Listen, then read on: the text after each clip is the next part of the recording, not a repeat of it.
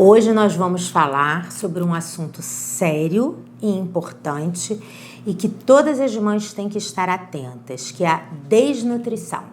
Logo após a vinheta, a gente fala sobre esse assunto.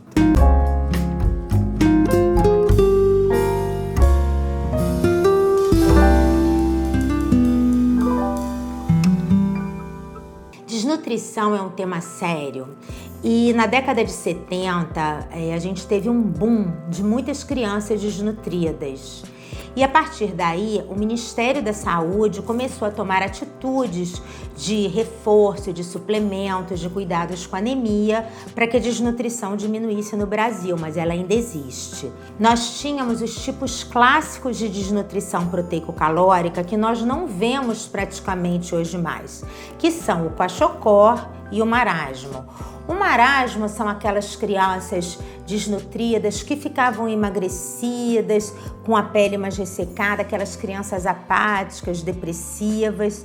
E o quachocor eram crianças que às vezes a pele até brilhava, eram crianças que tinham também um padrão de barriga diferente, eram formas graves de desnutrição que hoje nós não vemos mais. Mas a desnutrição persiste e ela pode ser de várias formas. E aí a gente pensa como evitar a desnutrição infantil. O primeiro passo é aleitamento materno e vacinação, alimentação adequada da gestante, do bebê e se mantendo na criança e na vida adulta. Isso é o fundamental. Só que muitas vezes as carências de nutrientes vão aparecendo à medida que o nosso bebê não come direito. Então nós podemos ter uma anemia ferropriva por carência de ferro e isso pode levar à desnutrição, dificuldades de aprendizado, isso é importante. Para isso, a Sociedade Brasileira de Pediatria já recomenda o início do uso de ferro nos bebês aos 3 meses, nos bebês a termos. Nos prematuros, a gente começa já no primeiro mês de vida. Então, são cuidados para que a anemia não se transforme numa forma de desnutrição. Mas existem vários nutrientes importantes. Por que a gente dá arroz com feijão para as crianças? Porque o arroz e o feijão se complementam. Um tem um nutriente que o outro não tem e eles se casam. Por que a gente pede para vocês cozinharem os legumes e verduras com o mínimo de água possível, não cozinhar demais e aproveitar a água desse cozimento quando for amassar a comida dos bebês ou usar em outras partes do alimento? Porque ali tem as vitaminas e os sais minerais que o bebê precisa. Por que a gente pede para, quando usar a carne desfiada, às vezes pingar umas gotinhas de laranja ou limão? Ou por que a gente pede para depois que o bebê se alimentar, dar uma tampinha de laranja para chupar? Porque a vitamina C melhora a absorção de ferro dos alimentos. Então, são medidas que nós usamos para diminuir o risco de desnutrição nos nossos bebês. Mas para isso, é muito importante as consultas regulares com o pediatra, o acompanhamento mês a mês. Por quê? Muitas vezes a gente percebe a desnutrição na altura do bebê. É aquele bebê que não está conseguindo chegar na altura planejada. É aquela criança que para de engordar. É aquela criança que não desenvolve adequadamente.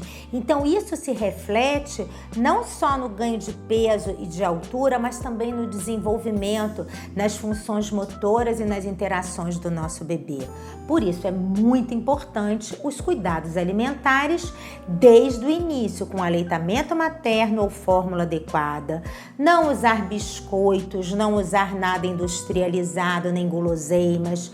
Aos 6 meses, alimentação adequada. Aliás, eu tenho um vídeo sobre alimentação e introdução alimentar, que eu vou deixar a descrição aqui para vocês depois, para se vocês quiserem ver, porque ali nós damos o passo a passo para o seu bebê se alimentar de forma saudável. Só que hoje nós temos um problema que é muito maior do que essa desnutrição que a gente vê, que é a obesidade. É a desnutrição escondida na criança obesa, que tinha o sonho, né? Toda mãe queria um bebê gordinho. Hoje a gente já não preocupa mais com isso. Hoje a gente quer um bebê saudável. E o que acontece muitas vezes é que a criança gordinha, a criança obesa, ela come muitas calorias vazias. O que são calorias vazias? São coisas que engordam e não alimentam. Então são as frituras, os biscoitos recheados, os bolos, os pães, as pizzas, os hambúrgueres, os cachorros quentes, toda essa gama de porcaria que a gente acaba dando para nossa criança, que são totalmente desnecessárias. Então fiquem muito atentas se a sua criança está engordando muito. Preste atenção na sua compra de mês. Nós somos responsáveis pelo que os nossos filhos comem. A gente não precisa que a nossa criança compre comida na escola. A gente deve mandar o lanche da criança quando ela vai para a escola. Nós devemos comprar frutas frescas e mandar todos os dias.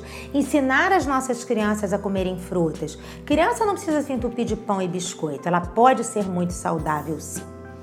Outro assunto que nos preocupa dentro da desnutrição, e esse é um assunto bem mais delicado, são as crianças com as causas secundárias.